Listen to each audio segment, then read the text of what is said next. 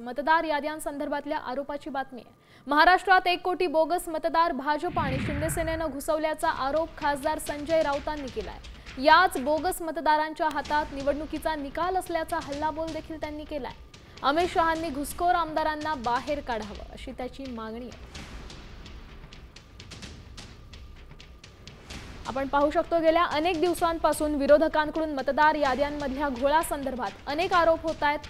सत्ताधाऱ्यांकडून त्याला प्रत्युत्तर देखील दिलं जात आहे। मात्र 1 कोटी घुसखोर मतदार असल्याचा दावा आता संजय राऊतांनी केलाय।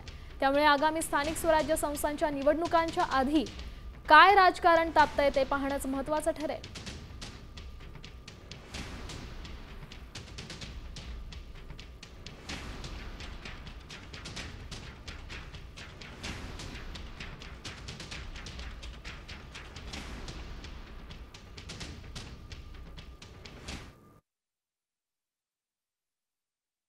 एक कोटी मतदार बोगस असणं म्हणजे निवडणुकीचा निकाल पूर्ण या बोगस मतदारांच्या हातामध्ये आहे।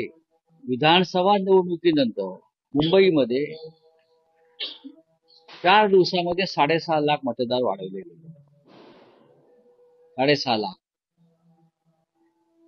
हा काय प्रकार कुठून येतात?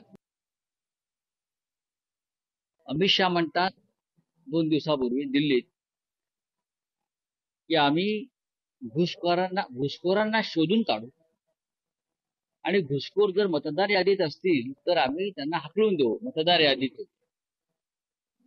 महाराष्ट्रामध्ये 1 लाख बोगस मतदार घुसखोर असं आम्ही अमित शहानी हे एक कोटी मतदार 1 लाख 1 कोटी मतदार घुसखोर जे तुमच्या भाजप मिंदे वगैरे लोकांनी घुसवले आहे। सुरुवात तिथून करा तुम्ही।